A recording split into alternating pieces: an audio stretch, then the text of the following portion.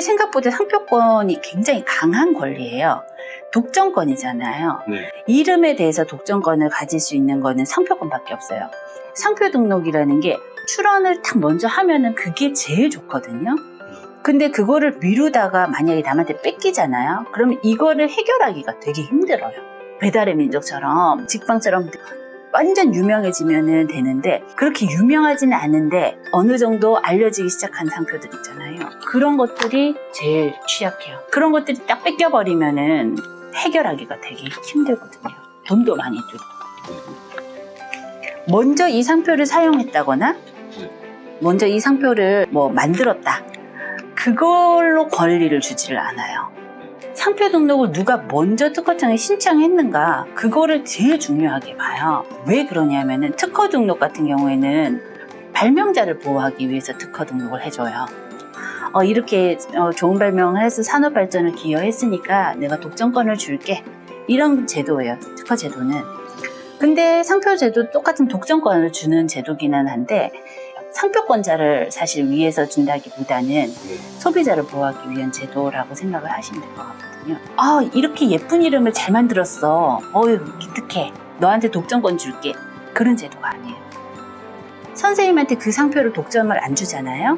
그러면은 다른 사람이 똑같이 따라하면 결국 피해를 누가 보느냐면 소비자가 보는 거예요.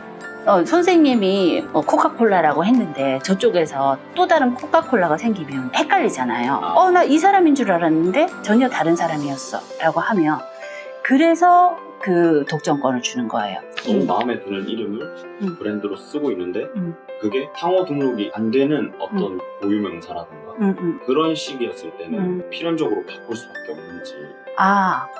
그거는 아니에요. 그게 예를 들어서 홍콩 반점이라는 단어는 원칙적으로 특정인한테 독점을 줄 수 없는 단어예요. 홍콩이라는 거는 유명한 지명이거든요. 그 반점이라는 거는 중국 음식점에서 흔하게 쓰이는 관용어잖아요. 그러다 보니까 상표 등록을 안 해줘요. 안 해주는데 백종원 씨 같은 경우에는 그거는 왜 가능하냐면 심볼 마크가 있잖아요. 그 심볼 마크 자체가 하나의 상표적인 기능을 하고 있는 거예요. 그 심볼 마크를 보고 저거는 백종원의 홍콩 반점 이런 식으로 인식을 할 수 있잖아요.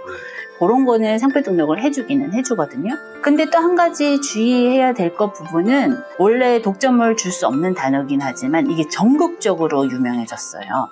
그래서 남녀노소 전국 어디서나 이 상호가 유명해져서 출처 표시 기능을 하게 되는 거예요. 홍콩 반점 하면 누구나 그 백종원 씨가 운영하는 그 홍콩 반점 이렇게 떠올리게 되잖아요.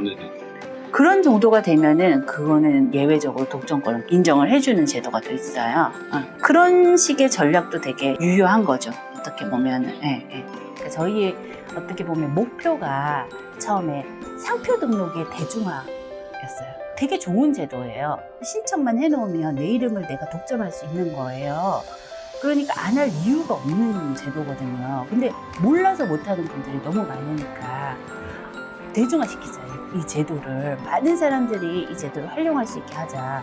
만약 상표권이라는 제도에 대해서 알게 되면 나도 모르게 남의 상표를 침해하는 일이 없게 되잖아요. 그럼 결국에는 공정한 거래 질서가 만들어질 거 아니겠어요. 그래서 그건 좀 거창하긴 하지만 상표 등록을 대중화시키자. 그러기 위해서는 대중들이 이해할 수 있는 언어와 공감할 수 있는 내용으로 접근을 하는 게 제일 중요하다라고 생각을 해서 그렇게 항상 생각을 많이 하려고 노력을 하고 있어요.